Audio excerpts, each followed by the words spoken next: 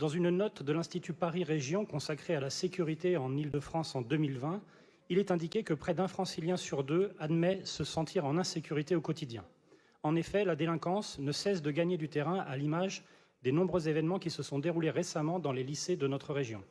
Altercations à l'arme blanche au lycée Van Gogh d'Hermont, agressions aux abords du lycée Escoffier à Éragny, bagarres entre bandes rivales devant le lycée Paul-et-Loire à Saint-Denis, droit de retrait exercé par les enseignants au lycée Jean Rostand de Mantes-la-Jolie.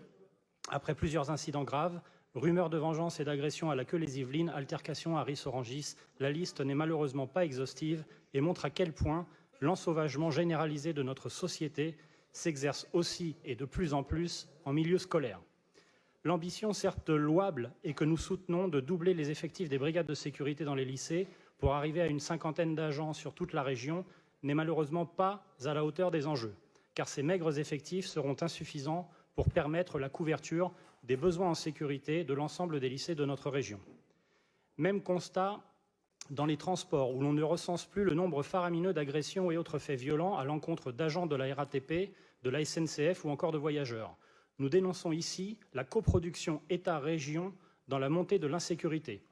D'un côté, s'inspirant sans doute de la suppression de 12 500 postes de policiers et gendarmes validés par Mme Pécresse lorsqu'elle était ministre du budget de M. Sarkozy, un gouvernement qui supprime 500 postes de policiers et gendarmes ces derniers mois dans les transports de notre région, faisant fi des études indiquant que la première préoccupation des Franciliens était celle de l'insécurité et plaçant de fait la région en situation encore plus délicate.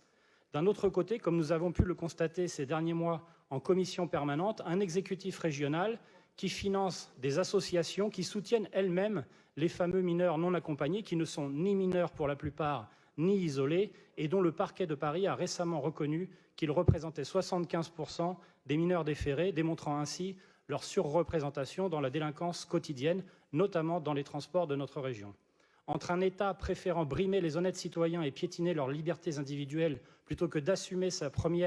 mission première, qui est d'assurer la sécurité, et une région finançant ceux qui soutiennent les auteurs des violences de demain, les Franciliens ne sont pas prêts de voir l'insécurité reculer.